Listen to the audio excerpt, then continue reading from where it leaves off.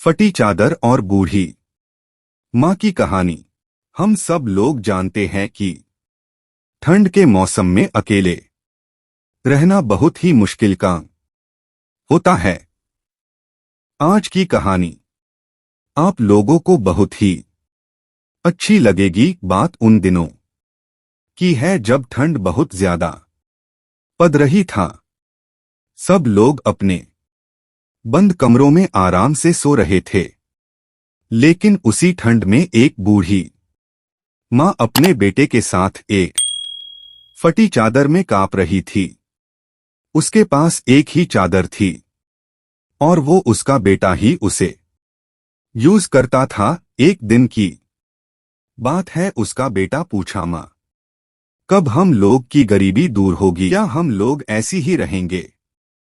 अपने बेटे की इस तरह की बात सुनकर वह बूढ़ी माँ ने बोला, नहीं बेटा, एक दिन जब तुम बड़े हो जाओगे तो ढेर सारा पैसा कमाना और हम सब लोगों की गरीबी दूर हो जाएगी। अपनी माँ की इस बात को सुनकर उसका बेटा बहुत ही खुश हो गया और फिर अपने काम में लग गया।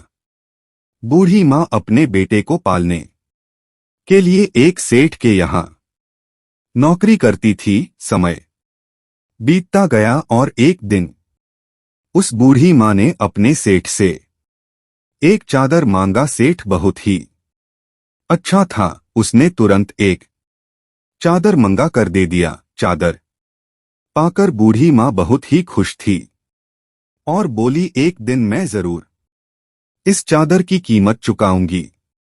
कुछ टाइम बाद बूढ़ी माँ का लड़का बड़ा हो गया और उसने काम करना बंद कर दिया।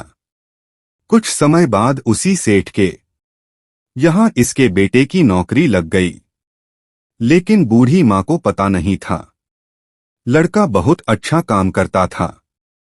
उसके काम को देखकर सेठ जी ने उसको एक चादर देने की बात कही। सेठ जी की यह बात सुनकर लड़का बोला, सेठ जी, मैं यह चादर अपनी माँ के हाथों से ही लेना चाहता हूं। सेठ जी ने कहा, ठीक है। अगले दिन लड़का और सेठ जी उसके घर पर जा पहुंचे।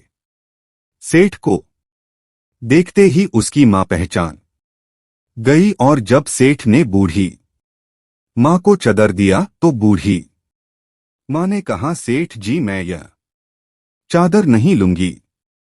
सेठ जी ने पूछा, क्यों?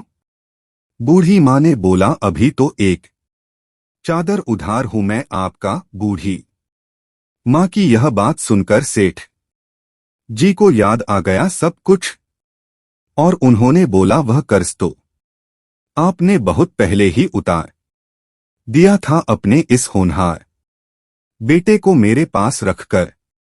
सेठ की बात सुनकर बूढ़ी मां बहुत ही खुश हुई और बोली, आप जैसा मालिक सबको दे भगवान। इस कहानी से हम लोगों को यही सीख मिलता है कि हम लोगों को कभी भी दूसरों के एहसानों को भूलना नहीं चाहिए। अगर कहानी अच्छी लगी हो तो लाइक कर दे। ऐसी और वीडियो के लिए सब्सक्राइब